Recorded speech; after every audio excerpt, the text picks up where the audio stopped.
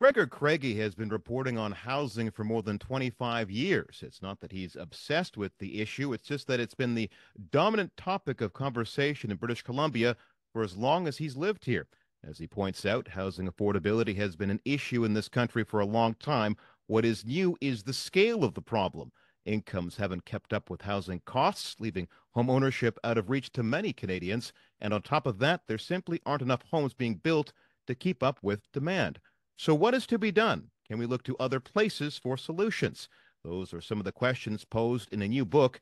Here to talk about our Crumbling Foundation, how we solve Canada's housing crisis, is journalist, broadcaster, and author Gregor Craigie. First off, I understand that congratulations are in order. Our Crumbling Foundation already a bestseller. That kind of response must speak to the timeliness of this topic. I think it really does. You know, any author would like to think it's because of their literary style or what have you, but of course, it's just to do with the topic. Of course, in Vancouver, I can understand why a lot of people will be saying, "Yeah, well, what's new about that?" We've been saying this for decades, but for a lot of Canadians, especially outside of Vancouver and Toronto, this really is relatively new. And as you said in the introduction, it's the scope of it. So I think the fact that it's been a national bestseller since it came out 3 or 4 weeks ago speaks to the fact that a lot of Canadians are really engaged in this or worried or in many cases even panicking about this. Your 2021 book on borrowed time looked at the possibility of North America's next big earthquake. This book is about a different crisis, but one no less pressing. What did you set out to do here? Well, like you, John, and like all of your colleagues in newsrooms across Vancouver and in other Canadian cities, I've been following this for decades, but it really hit me at home, not at work in 2022, I guess it was January 22, when I got my BC latest assessment for my house here in Victoria. And the number just screamed out at me. It was $1.3 million for this old house that I bought on a journalist's salary and my wife's teacher's salary years ago. And it just occurred to me that my kids essentially had no hope of ever doing the same thing. And my young colleagues in the newsroom had no hope of doing the same thing. I'm 51, and I realized something that had been dawning on me for a long time. You know, really, I've only benefited by age and timing. That's the only reason I have a firm foundation in my own life, a house, which really acts as, the bedrock of everything. And I thought, how did it all go so wrong? And of course, we've all been watching this day after day, week after week, month after month with real estate statistics and homeless encampments and issues in all of our cities. But sometimes you just have those moments. And for me, it was that revelation, that the part-time thrill. And I know 1.3 million is a drop in the bucket for a lot of some friends of mine who own homes, a home on the west side of Vancouver. But still, for the average person, it's a heck of a lot of money.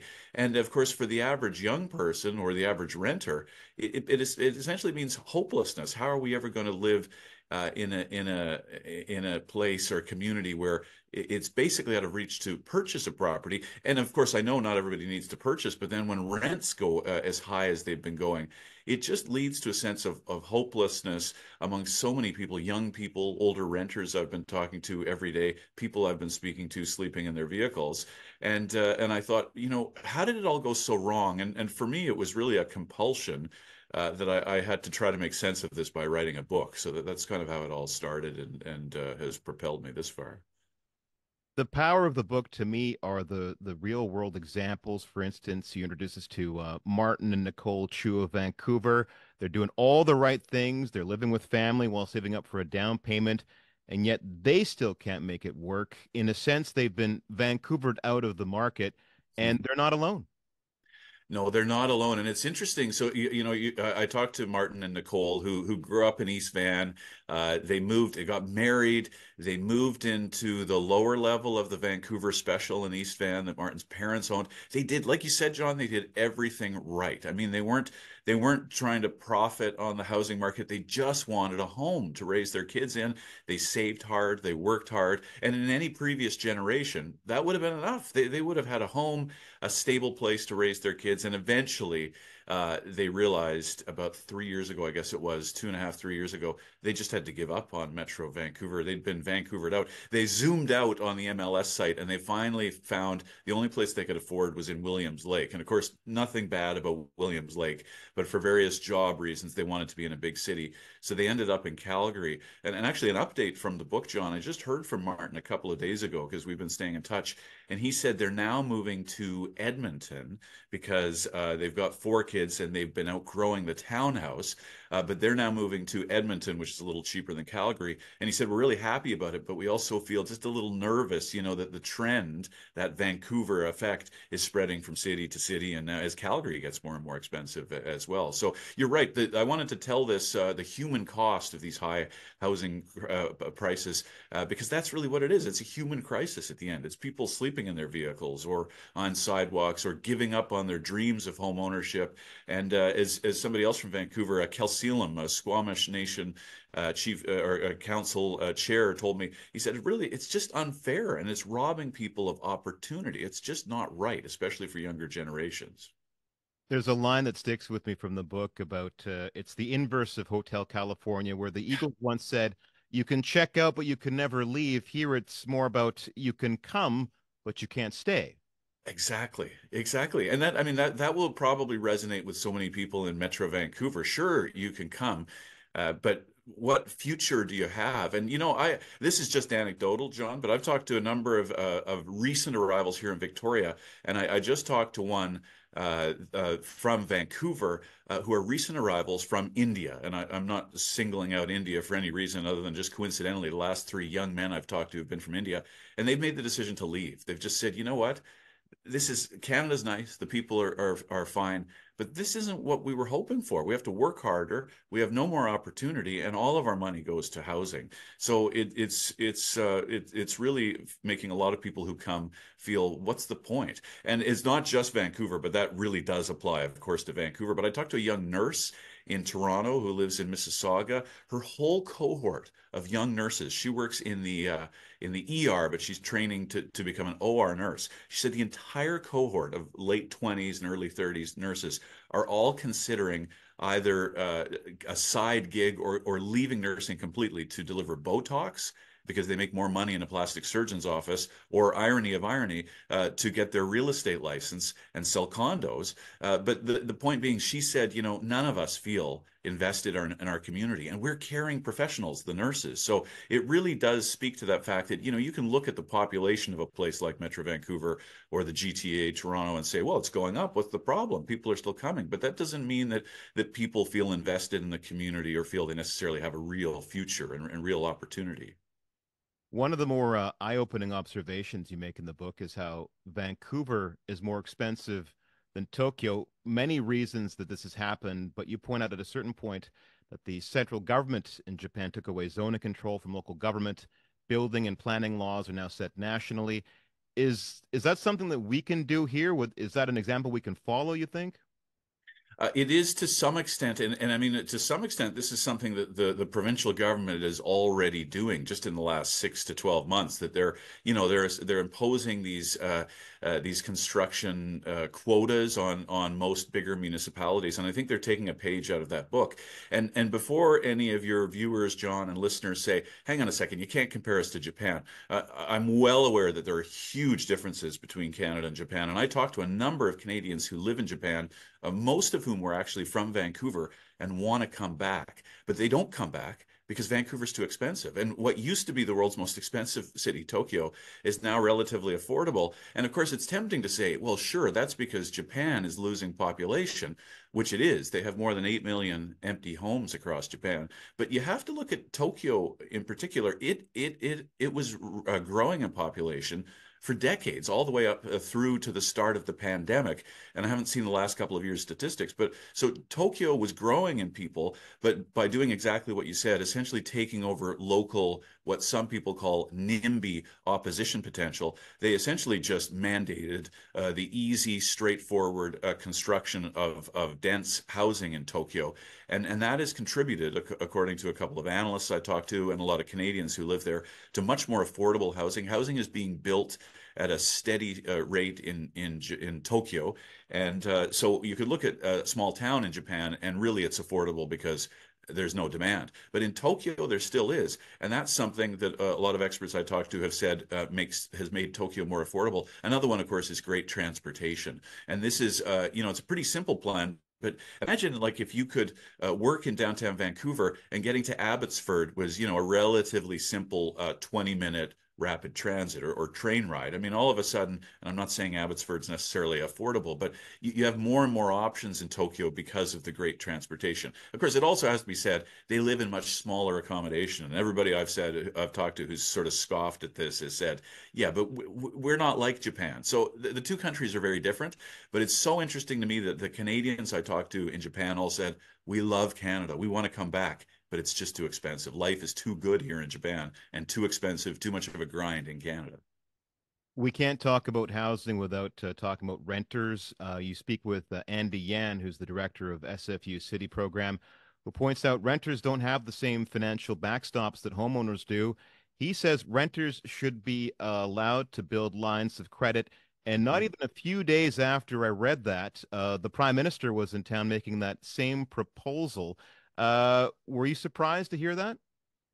Yes and no. I think if you'd asked me a year ago, John, I would have been completely surprised. But it feels like the federal government is, I'll leave this to the political scientists to describe. But part of me thinks as I look at these announcements, they're in a bit of a panic mode, trying to catch up on all these things. And I'm not partisan, I don't support any party, just like all journalists. But I will say that the liberals are starting to make measures or take measures and adopt changes just like that one. That's a great example that arguably they should have taken years ago or even decades ago. And we're seeing that right across the board with funding of subsidized housing, social housing, all sorts of measures like that, tax breaks for affordable housing construction and so on. So, yeah, I mean, it gives me a bit of hope that it's starting to happen. But just to pour a bit of cold water on announcements like that, I do think genuinely they will make a difference. But this housing crisis, this affordability crisis, has been building for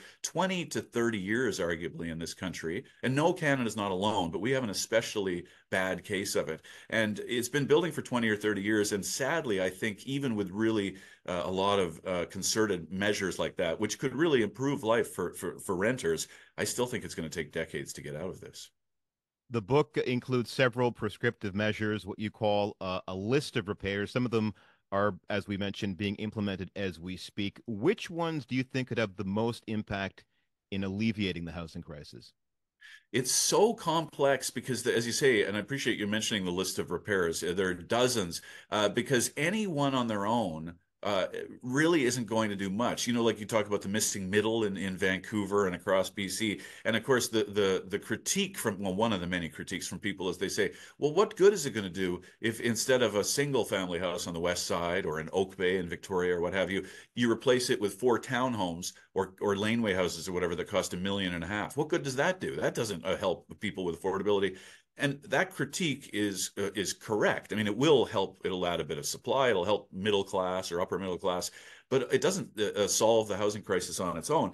But that's the problem, and that's often used as an argument against these steps, as if therefore we shouldn't do them. But the conclusion I've come to, and a lot of housing advocates, business leaders, economists I've talked to for this book have said that doesn't mean that those aren't necessary steps. We need to take them all, literally dozens of changes. But that said, there are some that will obviously make more difference. Like the construction of public housing is what made the stable foundation that a lot of us relied on. A lot of us, like myself, did not grow up in public housing, but our cities were much more stable places, and people on much lower incomes had more stable lives thanks to a boom in public construction for about 40 years from after the Second World War to the mid 90s. And wherever your stance is on public versus private investment, that is an investment that will lead, I think, to more stability in workplaces, in cities, in people's lives. So that's one that you get a lot of bang for your buck. I also think co-op housing, which of course we've had for decades, and a lot of your viewers and listeners might live in a co-op, but it's amazing how we essentially took what was a pretty good idea and just walked away from it for decades. Yeah, I look at Germany. They have about 10 times per capita the rate of co-op housing that we do in Canada. And it has meant stability for hundreds of thousands of people. I mean, millions in Germany, actually, whose when rents and property prices are soaring, co-op housing is much more stable in so many ways. Not to mention, it's often good community, and it's social connections for people who might not otherwise have them. And if they live alone, or if they're in a big city and maybe don't have family connections or what have you. So I do think public housing, co-op housing are two of the big ones that you get bang for your buck. But this really does go across the spectrum. There needs to be incentives for business, for housing construction industry, and many more. And that's why it's a really long list of repairs, not one or two quick fixes. And finally, Gregor, what do you hope folks get out of the book? I hope they get the scale of the problem, and again, I'm really a bit hesitant to say that to an audience in Metro Vancouver, because I know so many people live this, and B have been sounding the alarm for decades now on this. But it's still astounding to me how many people across the country are not really convinced. Come on, interest rates were high in my day back in the early 80s. You guys just need to be careful about your spending. So I hope to convince the skeptics, and thankfully there are fewer of those in this country, but I hope to convince them that it really is a problem with human consequences. But then B, convince people that we can do this, but the country as a whole, like all the way down, every level of government, and even most of us in our attitudes about what our neighborhoods look like, and that kind of thing, or what our tax structure should be, or who benefits, and where we live in relation to others of different incomes. All of that has to change. We need to make dozens of changes, and that will have a positive effect over the long term, over decades. And I sure hope that the changes, like the one you mentioned, the Prime Minister making, I hope those keep coming, more and more of those in the next few years, to have a long term benefit over the next few decades. The name of the book is Our Crumbling Foundation: How We Solve Canada's Housing Crisis. It's available from Random House Canada. My thanks to author Gregor Craigie. John, thanks for having me.